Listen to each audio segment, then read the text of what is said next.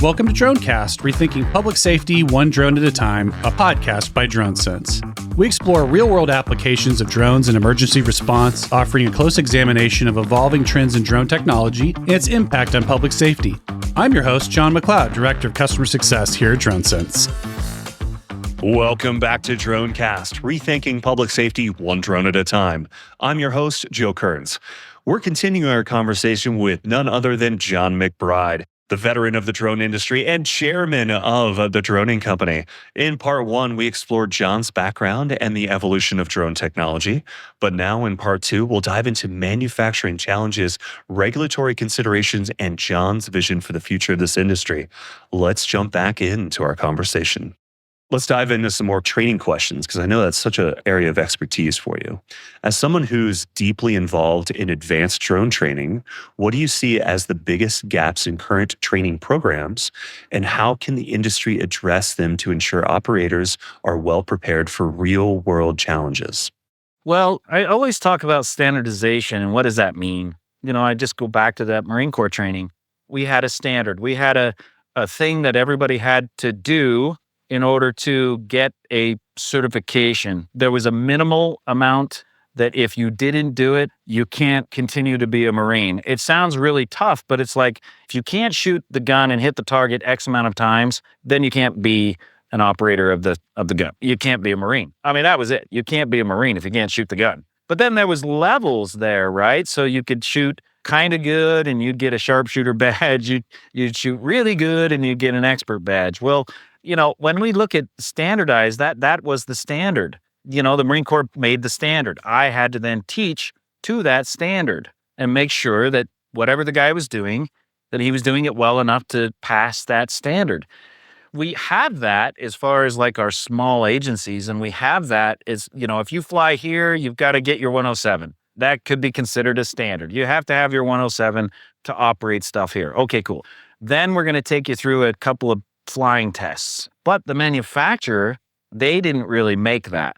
They didn't really create, here's a baseline of functions you absolutely have to have in order to then transition over to your actual local, standard or whatever it was. So it was a real challenge to get Autel to say, and other manufacturers. I worked with DJI at the UTC, their unmanned training center. I created all of their standards and all of their things as a manufacturer. And if the manufacturer says you have to do this, well, then it plays into the next part. And yet we don't have a hierarchy of somebody saying it is required that you do X. Nobody's done that yet. And that's what I tried to solve, is like, we use the NIST. Okay, does everybody use the NIST? Is it a requirement to use the NIST?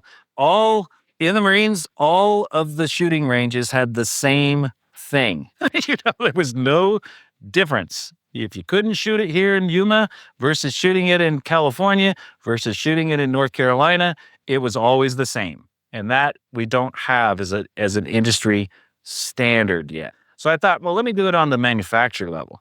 If you don't take this course, and no warranties will be covered on your stuff. You can try to go out there and just get the fish, fly it, and if you crash it without any training, we can say we won't cover any warranties for that. And that sometimes let people go, boy, that's probably important I take the training. Yes, it is important you take the training. So I helped with developing the concept of that, of putting the onus on the actual operator, and then I am only certifying operators. I'm not certifying people that are just standing there in the class. I don't want those. I want people that are going to be the operators of the fish. I don't want the guy that helps out and takes pictures of stuff here and there. I don't want this is the guy that's going to be flying this bird every day, all the time, every week. Or even if it goes a month and they don't touch it, that they can come right back to it. I don't need people that are just part of the drone program that might be involved. No. Operators only. That's all I want. And then my class sizes to give the training for that are very small. They're not 25 people. You saw how I was trying to train you. You were just one guy. Well, if my curriculum said, you've got to be able to land it, take off manually, you've got to operate it, you've got to learn how to do quick missions, you've got to learn how to do, well, if I've got 20 people standing there and I've only got one dragonfish and one trainer, It should be 25 days. It's a month. Yeah, that's not the same. It's cycling through all these people. So I keep my classes relatively small so I can watch every student and see and make sure that I can actually address any issues that I see. And then that helps that smaller class also do a lot of peer-to-peer checking after I leave. Peer-to-peer checking is really important. There might have been one guy that I said, hey, this is fairly important, and I don't say it to the whole class. However, after I leave, they're like, John said this was really important, or, hey, remember, we're not supposed to do that. We're not supposed to put it in the box that way. We're supposed to do it this way. I'm not there. And you've got this small group of people that are cross-checking each other, peer checking each other, and that's important too, to keep the classes small. Instead of large, big, let's try to get as many people as we can, because they're paying us money. I don't care about that. You care about the actual, like the content, the actual training, the actual result of someone knowing how to be a true operator of, in this case, the dragonfish or another bird. And just because you showed up, Joe, doesn't mean I'm going to give you a certification, right? That's another part with the fallacy of standardization. Just because you showed up on the rifle range and you're blasting 50 rounds doesn't mean I'm going to pass you. That's not how it works, So I have in my tracking of all my trainees have failed 5 people and had to have them recert, because maybe they weren't paying attention in the class. Maybe they didn't have the skill set to do the things. Maybe they were timid about operating because $100,000 was just too much. I don't want to screw it up. I don't want to crash it. I'll have to be honest. It took me a moment to even be like, okay, I have something worth 4 of my cars. So that helps also, to have an actual, way to say, hey, if you can't do it, then I won't give you the certification. And I think that's another problem with a lot of the training groups. They just bring people in, they push people out. They bring people in, they push people out. I wish we focused a little bit more on that. Well said. Now, the drone industry and technology right now, drone technology in particular, is evolving so rapidly. How do training programs need to adapt to keep up with advancements, say like AI integration or autonomous capabilities? Like I said, DFR is a new concept to me on how to train it. It is new. How do I take a guy that normally would be using those sticks and controlling the aircraft, and now he's using, WSD on his keyboard, and he's pushing things on a keyboard? It's not anymore, or has a joystick or whatever inside of an office. That's a different concept for me. And you have to kind of move with how you're going to do. But I still think the baseline is still just as important, to still have people understand why the aircraft in certain conditions is not going to perform well. There's a possibility you have to make the call. Is the risk worth the reward on new technology? Can you do that? AI does a lot of fancy things, but this is why we still have a pilot flying 747s or 777s, or A320s up in the front end.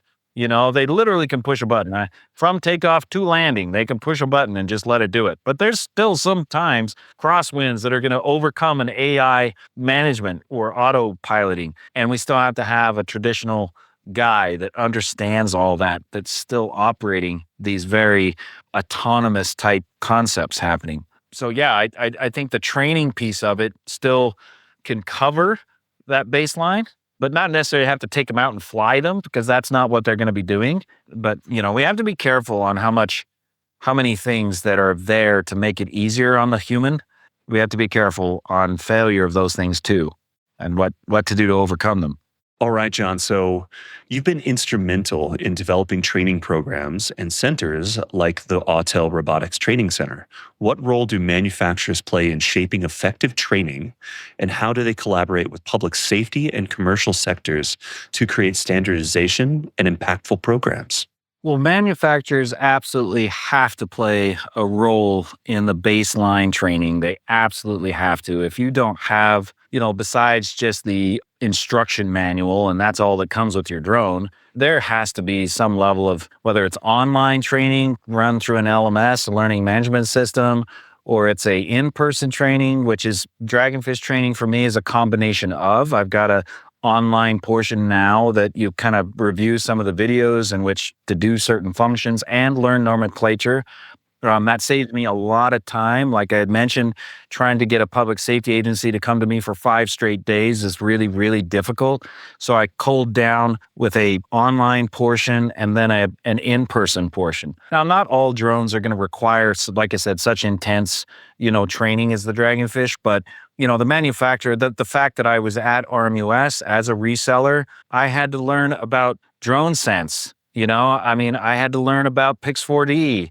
I'm selling this stuff. It's kind of a baseline requirement. I would think that if you were selling it, that the manufacturer had a good training regimen to not only train you how to sell it, but train you how to help the customer should they have some questions. And I think some companies that are resellers don't do that or offer it hardly at all, but they move product. And back to the manufacturer, they don't offer anything. So companies like SenseFly had a really good training, good online presence, good videos to watch, good things to see, but they didn't really, again, hold the person accountable when we went to go fly their equipment. And I thought holding that accountability would be not putting a warranty on something if you didn't go through. But they have to create that baseline of like, send an operator through it, make sure that they pass it, and then when they go out in the field and they use it, they're educated. And that comes from the manufacturer. But then you have this middleman. There's these training places, LEDA, for an example, the Law Enforcement Drone Association, the UTG, you got the universities, schools, things like that create their own curriculum, maybe, based off of whether I have it from the manufacturer or not. They have this, they do it a certain way, maybe their own, again, standardization, but it's got to start here at the manufacturer level. If you have guys that have never seen a dragonfish before and they're going out to train people on a dragonfish, how the hell does that work? In these mid-level trainer groups, how does that work? So we need that. We need that manufacturers to help, because nobody, again, up at the topper echelon is saying that you need 50 hours of flight time on a dragonfish before you're valid to operate it. Nobody's doing that at the upper level. But anyway, we've got a lot to get through as far as making training important, certification even more important. Training is one thing, certification is another, and giving some credibility, crediting some of these classes that might move on to, hey, I've got an accreditation with this whatever, and I can just move right into another job somewhere else. I really don't need, to retake anything. I have this thing. A doctor is a doctor once they get the accreditation, right? They can be a doctor. There might be different disciplines in the doctor part, but once they've got it, they got it, and they can move that into, I think we need to kind of consider how we're going to do that as well as an industry. So right now, people, they just talk about 107. Well, I'm teaching them 107. Yeah, there needs to be a standardization of each vista of the mountain of what it is to be an operator. And the word drone is a large scaling thing. And is it VTOL? Is it quadcopter? Is it quadruped? I mean, it's going to ROV. It's going to evolve a lot right now. And there needs to be some real black and white, I think. Yeah, and it can't be a choice from the user. It can't be. If I decided I want to be a doctor and just start cutting people open, well, that wouldn't go well. So the user doesn't define. The user can't define the level of training that they expect. We have to create it at some level to then have the user go, okay, now I understand that expectation. Now I understand what my measurements of passing or operating is. So users can definitely be like, yeah, we don't need the training. And then guys are like, okay, we just sell it to you and good luck. I love hearing these perspectives and from you on a lot of this too, John. This is great. You've given some really good insight about training and your perspective from your tenure at Autel and RMUS and as a Marine and all of these different things. Now let's talk about this industry that we're in right now. What are some of the biggest challenges still holding back the drone industry from its full potential? China. And I'll elaborate here. So when I was back in the day sourcing parts, pieces from different parts of the world, all over the world, you've got stuff coming from Czech Republic, you've got stuff coming from Germany, you got stuff coming from wherever. I'm bringing in motors and gimbals and things to put things together, right? That's hard business. That is hard to scale. And the way I usually tell people, I'm building a custom hot rod just for you. You're deciding what motor you want, what color you want it to be, what this, what that.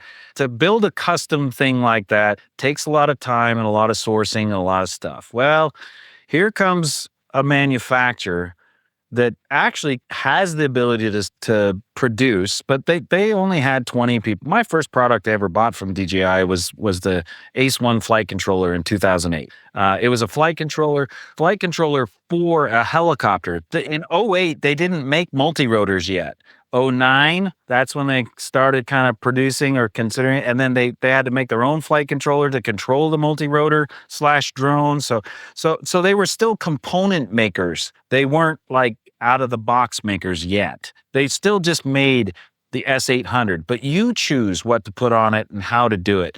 And as they started to grow and create out of the box solutions, that all of a sudden, like I said, I'm running a hobby shop and I got all these new people coming in that had never flown an RC anything, but they're like, yeah, but it flies itself, right? You just push a button and it comes back home, right? Well, they scaled it incredible. They were able to produce not just for China, as in some of the companies nowadays only make here for the US. They don't make anything else bigger. And they really did change the gold standard. I call it the gold standard, that, hey, if it doesn't operate like my DJI Mavic and it's more money, then why would I buy that? So China, has, and DJI is just one of many companies over there that I worked with, many company. They just happen to do it really well. That's all. They just happen to put a lot of resources. They reinvested into their own stuff. People say the government gave them money, but if I was to say, hey, Skydio sold a whole bunch of stuff to the Army, did they give them a bunch of money? Oh, no, but they're in control of them. I'm like, so if you put people that used to be part of the DoD on your board of directors, are they now in control of your company? And if you put the comparison, they're like, oh no, China's controlling it all. No, that's not how it works. But hey, whatever. And it doesn't work like that at Autel either. Whatever. Now, to make a great product, though, you need great sourcing. If you're going to make 1 million of something, 1 million, not 5,000, 1 million. You got to work with a lot of companies to try and bring in 4 million motors for a quad, and 1 million batteries that comes with it. Then an additional 4 million batteries for one product. That's the level that they're at. Millions. You need to come up with factories that can produce that, engineers that can make that. You got to come up with a lot of things. And sure, if there was some subsidized government money that came into that, or I know of a lot of projects that DJI worked on that were for specific customers, like our Union Pacifics here in the United States, our Berkshire Hathaway Energy Group. These kinds of companies in China came to DJI and said, hey, build us something. They're like, sure, this is what it would likely cost. This company would then pay them, and then they'd produce something. Then they would take that they just learned on making something and then change that over to commercial stuff. Nothing too complicated here. But because it's China, and we're told every day, China, it then has created a lot of complications in our own industry. And whether or not you believe that they're stealing your data or not stealing your data or anything else, I also understand that the supply chain is really a big issue with our U.S. divisions. We just saw that from Skydio, right?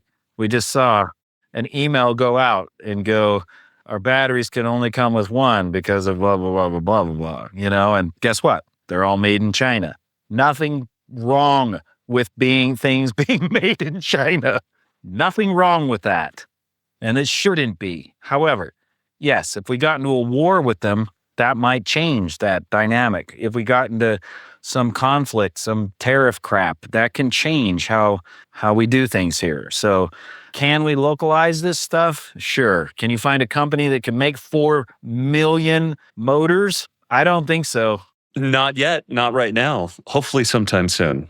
Yeah, as dependent we are on other countries manufacturing, making, and doing things for our U.S. tech, so to speak, as much as we rely, I would just think I probably wouldn't talk beep on them. I would be like, hey man, I really appreciate you making sure I got batteries today. So, you know, so anyway, that's kind of it's a realistic thing. We can go ahead and bash the competition. I've had reports that Skydio's been doing well with the sales and fantastic. But when it's like a manufactured sale, meaning that like an agency says, well, I can't buy DJI, what else you got? That is a manufactured sale. That is not giving them the best. That is like, I got Skydio. Oh, yeah, I've heard of those guys. I'll take a Skydio over any of the other NDAA stuff. They're the best of the pile right now to offer. But if they could buy DJI, they would buy DJI. End of story. Hate to say that. That's just what it is. Hate to be the truth of it. Hate to be the bearer of bad news, guys. But, as soon as we can get to the point of scalability, technology, options, more options. I mean, they've got DJI has 40 inline products almost at any given time. Even Autel does not have that. They have like 6. And we got to do that. So let's not beat up on China too bad. Let's understand that they do a lot. The companies, they do a lot. There's a lot of great manufacturers out there, and trying to source is going to be our biggest challenge, supply chain. How do you foresee regulatory developments impacting the growth and innovation within the drone industry? We need to relax a little bit. I said it earlier, I want that quote from you sitting there with your rocking chair next to the fire. We need to relax a bit. Coming straight from Drone Jesus. We need to relax a little bit. And the reason why I say that in a general sense is that the harder the regulation, the more complicated it is to do things, you're likely going to have people that don't give a damn and they're just going to do what they want. And that is unsafe on its own right. So if you have people that, kind of follow this 107, they get their waivers, they do their stuff as far as regulatory on that piece, then great. You're educating, you're helping people, you're telling them how to operate in our airspace. That is needed 100%. However, if it's so hard to get your other certifications, being able to fly beyond visual line of sight, people are just going to do it. And that can be unsafe because once they go, hey, we should be able to get this, we need to go get a certification to fly BVLOS. Wait, hold on. Did you say I have to wait and I have to get this and I have to do that and then I have to, well, then it's complicated. And when it becomes complicated, either they choose, we're just not going to do that, which doesn't help our industry. Or we're just going to do it under the rug kind of thing. Don't tell anybody that we're doing it, which can also be inherently dangerous. So relax it. We also, and this sounds really mean to say, Joe, we also have to understand fatalities and accidents are going to happen. We have to have a negligible amount that is okay with things like that happen. If we didn't think it was okay in other industries, and I just pick on the aviation industry, especially in general in aviation, 250 people die on average a year in an airplane in GA. We're not shutting down the whole GA operation because of it. We hear about it. A Cessna crashed, killed 4 people. It's on the news for 10 seconds, and that's it. But dear God, you have a drone that showed up in a stadium that probably wouldn't hurt a damn thing, but man, end of the world. We got to change that perspective. We got to change that. And again, how do you do that? Well, you kind of know that accidents are going to happen, crashes are going to happen, booms, fatalities are going to happen as we start to get bigger and do more. It's going to happen. But it wasn't things that showed up in the news 15 years ago. Nobody told me that I couldn't fly 6 miles away from my house. Nobody told me I couldn't fly in the mountains. Nobody told me that. And I self-regulated and knew what was good, what was dangerous, what wasn't. I didn't need the FAA to tell me that. At least there's a small handful of people like that, of that during that time. But now you got to have, now that it's gone a little bit bigger and you do have to scale that, but we do need to relax a little bit. It stifles innovation when you have too many rules. We have more technology packed into these drones than half the planes that are out there flying. And more AI systems, more things coming on board. I flew in a 1969 Cessna 182 while I was in Colorado, and the guy had an iPad in there. And as far as the rest of the mechanics of the plane, it's 1969 technology. And he's like, sorry for that weird sound. Hits the wall and it works better. Yeah. Yeah. And here, packed in our drones, I mean, I've got more things going on in a single $1,000 drone than I think a lot of those planes do at any given, other than talking to towers or airfields. We don't do that. But what's going on with the bird and what's happening with all the instruments, I had a lot of stuff packed into those little things. Well, it sounds like really interesting and wild industry that we're in right now, Jon. It's getting better. It's getting bigger. And I say bigger, we may not see as many. I don't think we're going to see as many consumer, use cases as we did in the 15, 16, 17. We're definitely starting to go down a little bit more of that commercial use, everyday stuff that's being done with the drones, and seeing development to do that. And the consumer stuff is always going to be there, but just it's not as large as I think it used to be. Buy your kid a drone. I want to get a drone so I can fly and film my family at the beach. It's not quite as that. I think that's kind of settling down a little bit and just kind of hit a plateau. But commercial stuff is getting there, being able to do more. And obviously the war stuff, putting a bomb on the bottom of a drone and figuring out how to do that.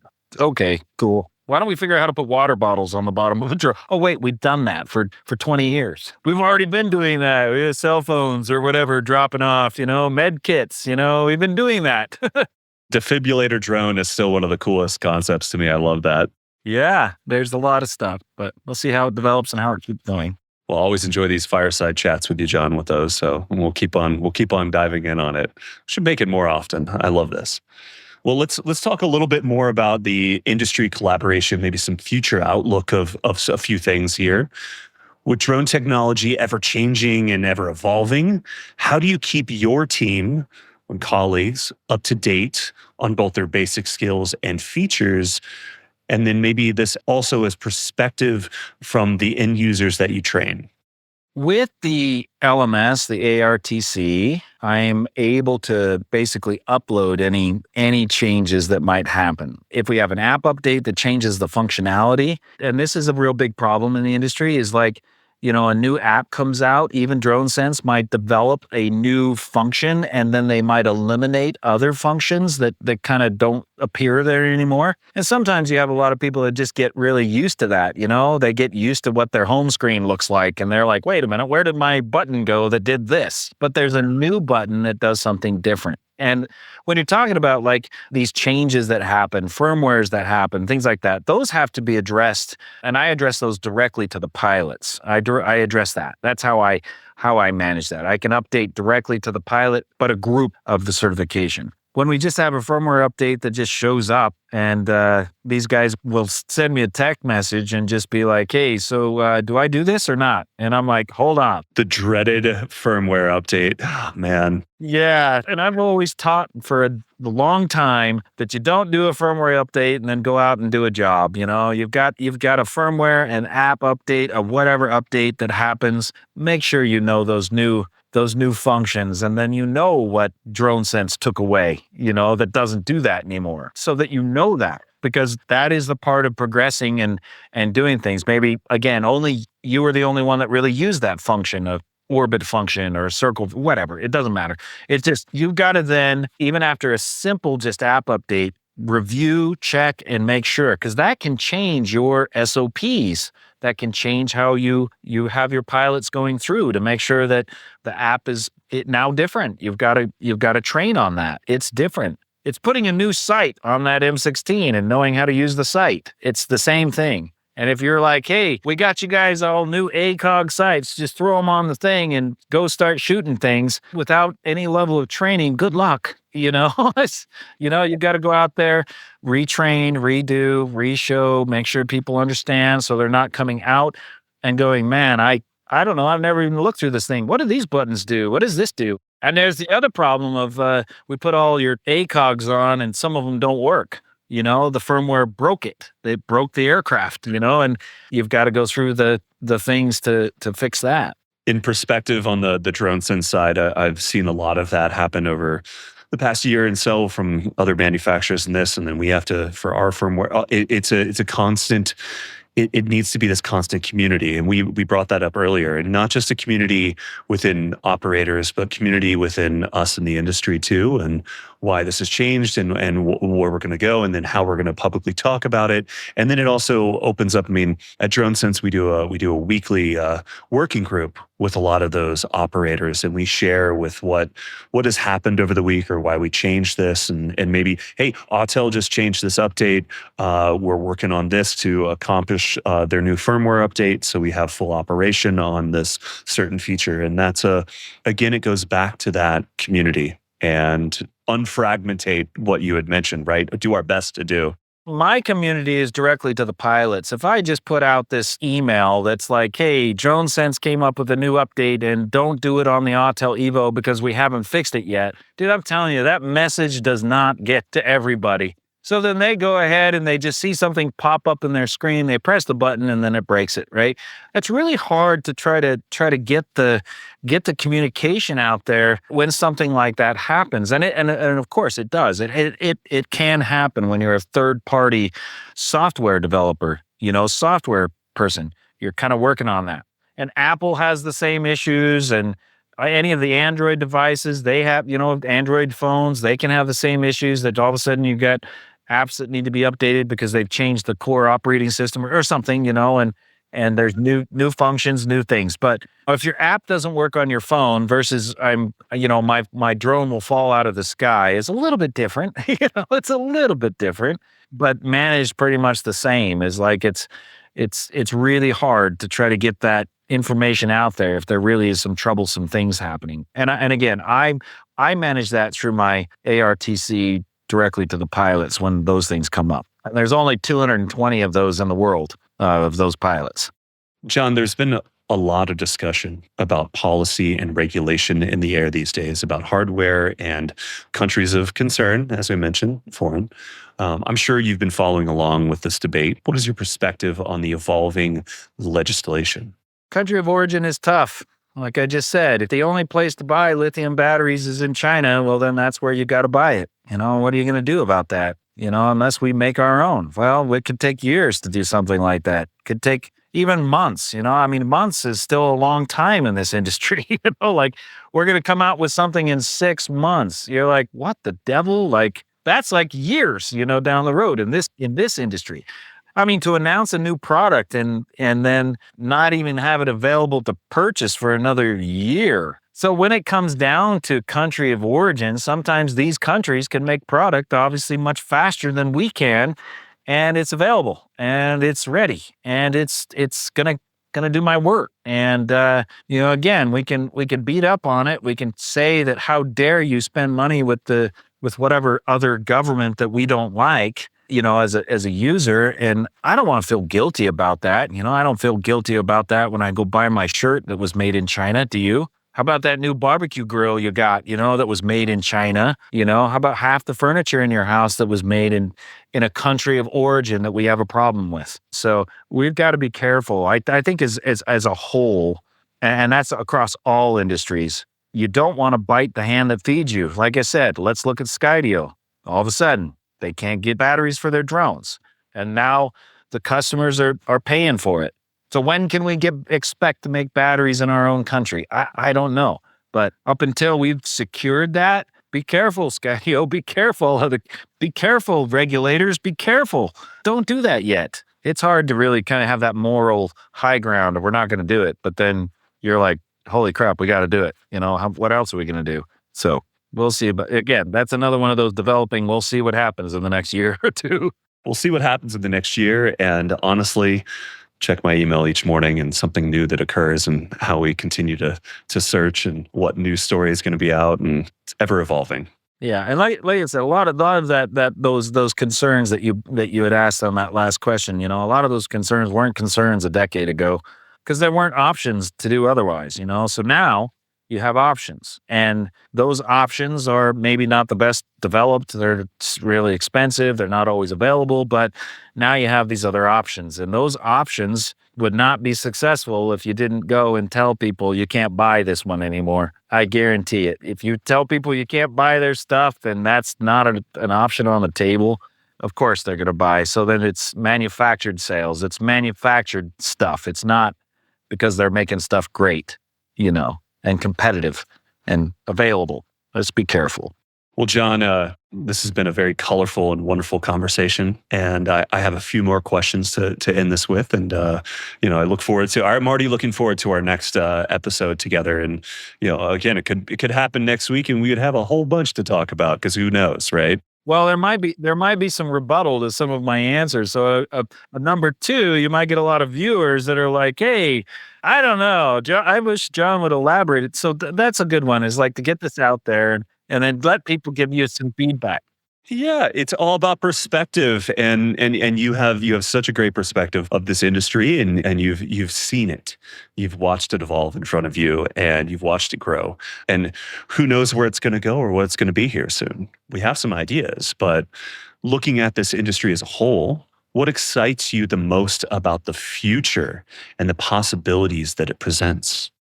It really breaks my heart when I walk into an agency and I see an Inspire One sitting there on the counter, right? And they're not using it because of whatever reasons, whether it's regulatory, whether it's, it's getting old or whatever, but that's the only one they got and they don't use it. I really take it personal. Which is funny you say that because I literally have my Inspire One V1 sitting in my garage right now, just sitting there. I got one just sitting there. But when they bought it as a tool, they got in maybe a little bit more deeper than they expected. They didn't understand about the regulation. They didn't understand about the technical part. They didn't really they just had money to buy a drone and they bought a drone and that's it. They didn't go into the other facets that are usually required to get a really good program going.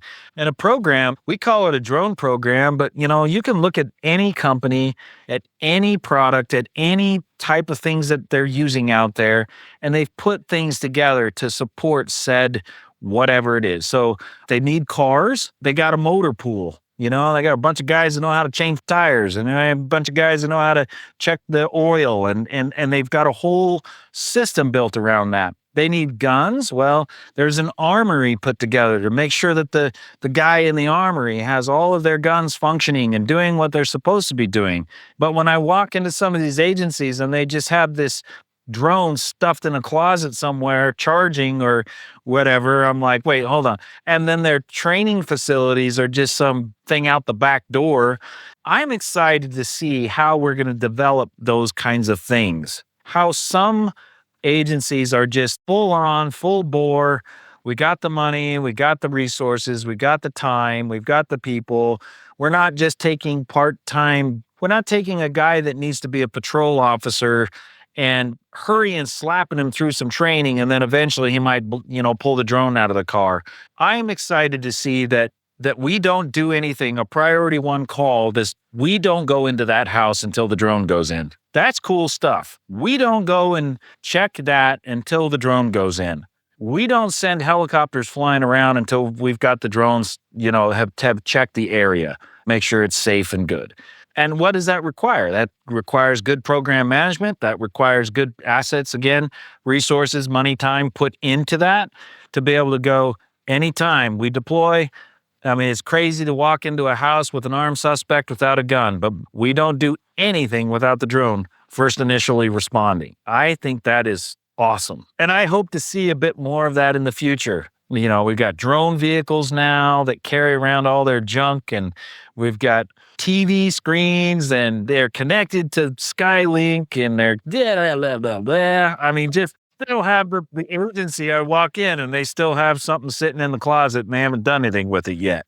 It's almost like a call to action to us, right? To either educate or help with this and so on. And I think it's something that gets both you and I out of bed in the morning is to continue this, right? So it is exciting. I'd have my sales guys at RMUS get all excited when somebody says we have $100,000 and they wanted to sell them a $99,000 drone. I'm like, well, hold on. Do they have another drone? Yeah. If you got $100,000 to spend on your program rather than one aircraft, get a 2, 3, 4 aircraft and spend the rest on your program.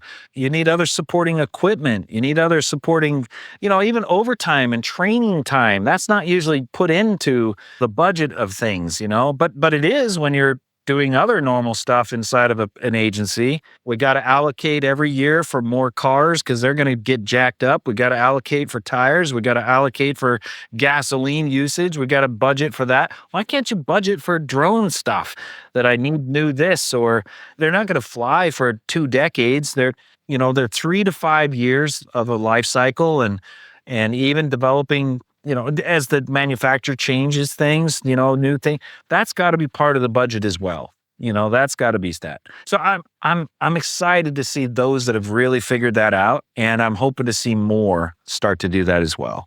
And those listening, reach out to us. Like we would love to be involved in these conversations. Reach out to John, reach out to ARM UAS, to Autel, to DroneSense.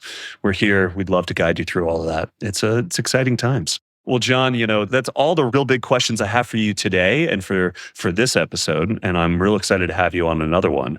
But this is that moment for me to pass the mic back to you, let you have a shameless plug or talk about something that you're excited about, you're working on, and then how listeners maybe could reach out to you if they want to engage further.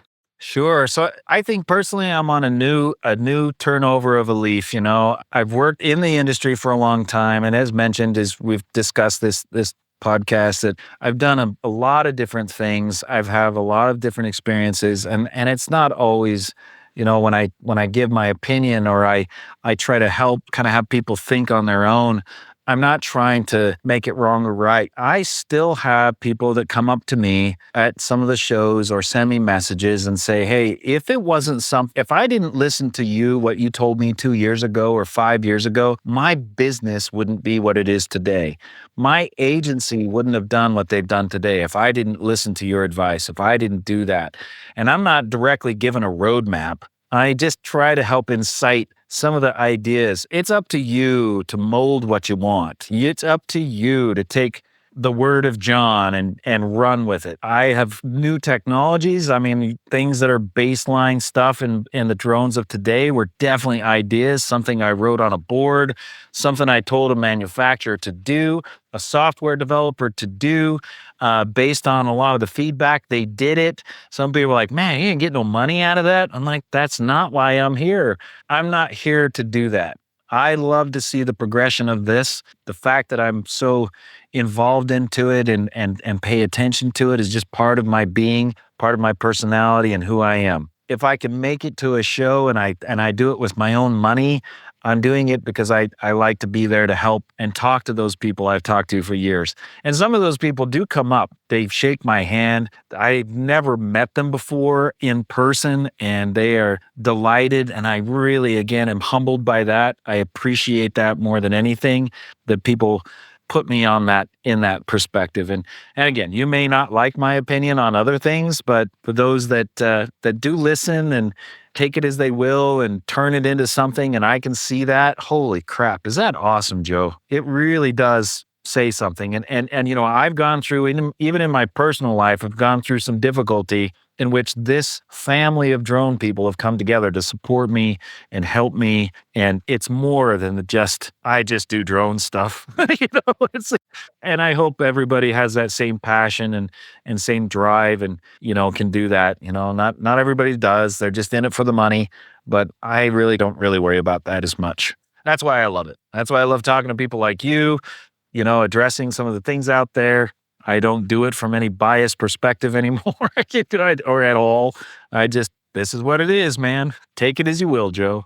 Awesome, John. Well, thanks again for joining us today. You're such a gem in this industry, and I really appreciate your perspective and just what gets you out of bed in the morning for all this, and absolutely love it. Thank you so much for your time today. Take care.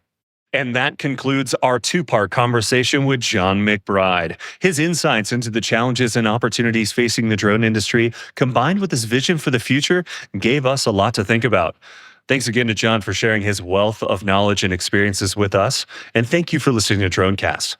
Don't forget to subscribe and join us next time as we continue rethinking public safety one drone at a time. DroneCast, Rethinking Public Safety One Drone at a Time, is brought to you by DroneSense. To find out more about DroneSense and how our comprehensive situational awareness platform can help you fly, share, and manage your drone program, please visit DroneSense.com.